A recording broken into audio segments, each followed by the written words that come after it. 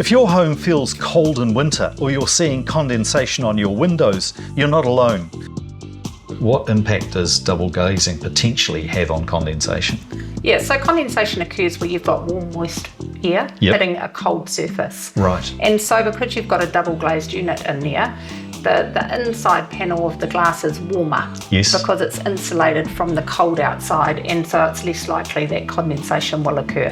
Yeah, and that's critical because I was driving past a house the other day and you could see the condensation streaming down the inside of the windows. And I was thinking, okay, so if you're inside that house and that's something you have to deal with every day during winter, it would be troublesome.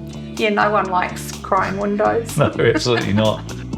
By retrofitting existing aluminium joinery with double glazed low E glass, you can keep your home warmer in winter, cooler in summer, and far more comfortable year round.